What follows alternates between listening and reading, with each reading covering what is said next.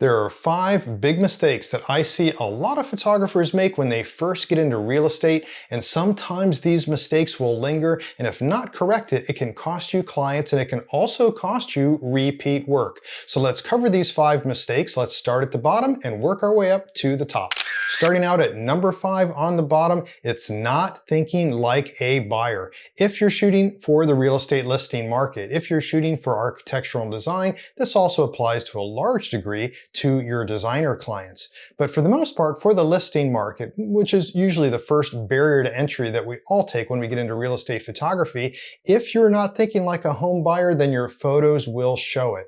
The biggest part of this is concentrating on the technical more than the context. So we want to be able to get things right. We're concentrating on f-stops and our white balance and exposure, all those things.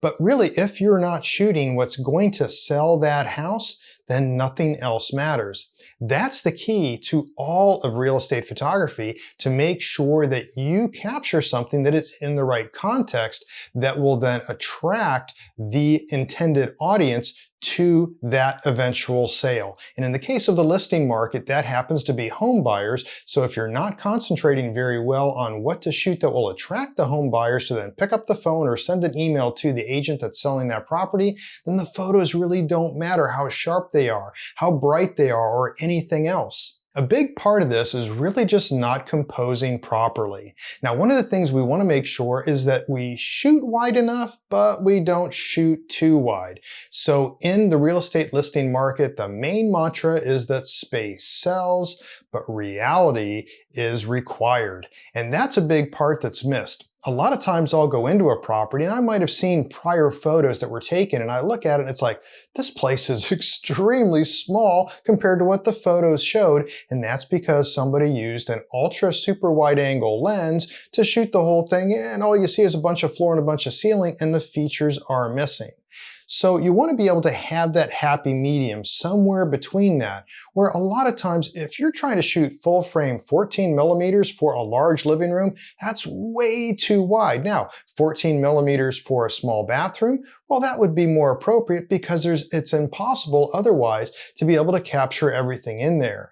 But the big mistake here is that a lot of real estate photographers will buy an inexpensive prime lens, maybe a 14 millimeter prime or a 12 millimeter prime, thinking that's all they need.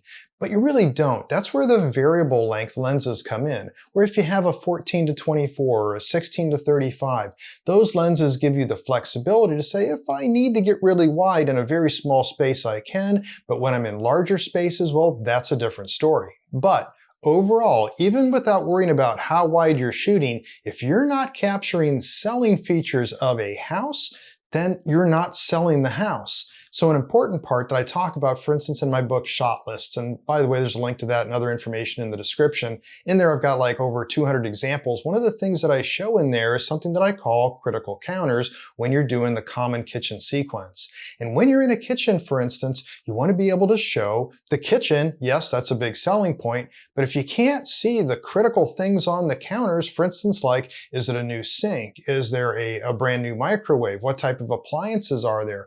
Those things are very important. So make sure that you're not just shooting so that space sells and that reality is required, but also that you're capturing the critical components that will help sell that property.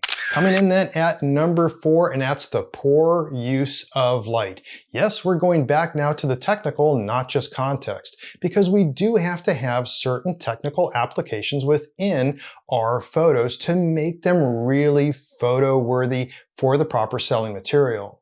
So this applies whether you're using HDR or Flambiant. It really doesn't matter because there's some overarching principles here depending on the market that you're going to be in. Now, I do have another video that covers the differences between architecture and the listing market. I've got a link to that also in the description of this video. But one of the big underlying themes is that when you're in the listing market, you want stuff that's bright and airy. In fact, remember these 2 mantras. You want airy over artsy. That's important. And you want less drama and more definition. These go back to that composing idea that yes, you want to be able to show the right selling features. You don't want something that's so big, but you also don't want to make any space look so dark. This is too often confused by people that just follow Architectural Digest and a few other leading brands, and that's known as the editorial style of architectural and design real estate photography. And that is a limited subset of almost everything. Forget about the listing market. If you're trying to sell a property or you're being hired to shoot photos to sell a property, then they're not going to want something that's very dramatic with all the lights turned off. If you're delivering photos that are just dark, gloomy, and you think that, ooh, they're getting a whole lot of likes on Instagram, well, that's a lot different than also having more clients that are willing to pay you for what they want. And the big misconception here too, even in the architectural and design market, more often than not, they'll want something very light and bright. One of the big components of architectural and design photography is working with interior designers, and their market is the consumer market. Now, if you're working with hotel chains and whatnot, that's a little bit different. That's at the very high end. But even then, there is a balance between this. So 90% of architectural and design clients that are out there will want something that appeals to a consumer market, and those are the same people that would be buying homes through the listing market. So the same rules apply. As photographers, we're all drawn into capturing stuff that is somewhat dramatic, whether we do wildlife, whether we do landscape photography, portraits, we love that. But don't forget that you're shooting marketing material, so make sure you're capturing what your client wants and what they expect, and I guarantee if it's in the listing market and most architectural and design, it's going to be airy over artsy, and you're going to want less drama and more definition. Moving along now to our top 3 mistakes that I see a lot of real estate photographers make. I did want to take just a real quick break and mention that if you did want to learn more about real estate photography, I'd invite you to take a look at my courses on real estate photography. I've got courses that cover professional interior photography, expert editing, exterior photography, videography, business and marketing, and of course, I've written best-selling books on real estate photography as well, and I have links to all of that down in the description. But moving along here, coming in at number 3, that is inconsistent white balance. And I've got an earlier video, another link down in the description, to a video that talks about getting the right white balance and how to nail it every single time. But the thing is, no matter what you do, even if you have some mistakes in your white balance, you need to keep it consistent so that it doesn't look like you're shooting a whole other property. So you want to have something that is correct, yes, but if you have something that shows that this room's a little orange looking, this one's a little green looking, those tints are just a little bit off, immediately it screams amateur. And what's that amateur mistake? Typically, it's from always using auto white balance. Even when you go to another corner of a room to capture a different angle or you get a close-up, if you're using auto white balance, it's probably changing. Now, I'm not suggesting that you can't use auto white balance. There are methods that I teach in my courses of using both manual and auto. But the key to both of those techniques is that right before you start your blending, make sure that you are using the proper white balance and tint, the right color temperature and tint, and that for subsequent pictures of that room, of that space, make sure that you're using the same ones. So auto white balance can get you very close, but you need to take control of that and don't leave it up to just automatic white balance to set your color, because you definitely will probably have some inconsistent white balance then throughout the entire shoot. Coming in at number 2 is something that a lot of people are familiar with. It does have to do with geometry, but the first thing we think of is vertical alignment. And yes, verticals are critical. If you're even starting real estate photography, you already probably know that you got to keep your verticals vertical. You don't want to have converging lines looking down or looking up. But we also don't want our photos rotated, especially when we do the ultimate composition, which is the single point perspective. It's so important that we nail everything. And it's not just vertical alignment, and it's not just some rotation, it's also the horizontal alignment. If you're off a little bit, you will have extension distortion. It just screams amateur. Every single one of my clients I've ever worked for loves to have single point perspective. They always tell me, it's like, I love those straight on shots. There's just something so impactful with them. One of the reasons being is that it lacks extension distortion that you typically see out of wide-angle shots of a room. Now, once again, we're not shooting too wide, but no matter what, you're still going to be wide-angle most of the time when you're shooting even large spaces. So if you're off a little bit on a wide-angle lens on your horizontal alignment, then you're really going to distort that amount of horizontal alignment and you'll have increased extension distortion. But that is just the tip of the iceberg. You also have to consider the camera angles and the camera height. For instance, one of the rules of shooting kitchens is to make sure that you can see the top of the counters. You also have to be aware that when you're shooting a kitchen that has an island, that you're shooting high enough that you see the counters on the other side. Same goes for bathrooms. And yes, bathrooms have mirrors, and too many amateur photographers will think, well, I'll hide the camera by going below the counter height. Don't do that. You can't then see all the selling features of that bathroom. Just use the remove tool and remove the camera out of the mirror. It's a very simple technique, something I show in expert editing, not just with the remove tool, but other techniques as well. Anyways, that's an easy enough thing to fix. The thing is, you can't sacrifice context. You need that context. Going back to our number 5, one of the first things I talked about in this video, context is important. You need to show the selling features, so get the camera high enough to show it, but don't go so high to where you can't also see the floor or somebody's looking down at countertops. So there is a balance between that. Keep an eye on that, and your photos will definitely go from amateur to pro.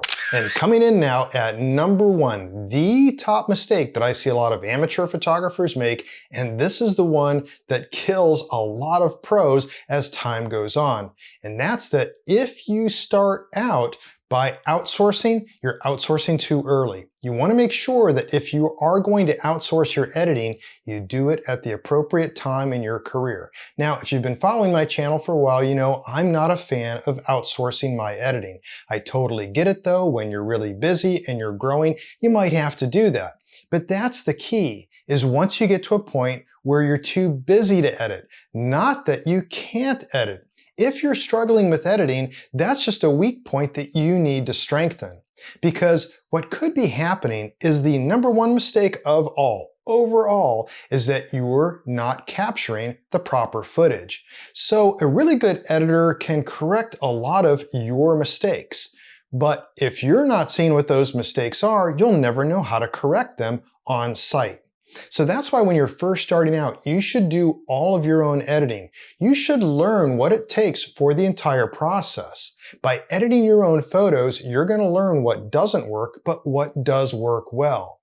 And overall, on top of that, is that if you are shooting correctly then on site by learning all these things of what it takes to edit your photos properly, then editing won't take long at all. So this is one of the keys that I've talked about throughout many other videos of why I don't personally outsource. Because for one, I primarily do Flambient. Yes, it takes a little bit longer on site, but the editing is fast. And with many years of practice of doing Flambient, I've shot thousands of homes, I've worked with hundreds of clients, and my Flambient technique now, I can do it in my sleep almost as I go out to a house. So it doesn't take me near as long. It will take you quite a while when you first start doing any advanced technique. But knowing what I've got ahead of me when it comes down to editing, because of how I captured the footage on site, it goes really quick. So there's no reason for me to outsource my editing if it takes me less time to edit than it did shooting the property on site. On top of that is to consider how you want to grow in your career. Because if you always just want to do the listing market, there's nothing wrong with that, but you will plateau.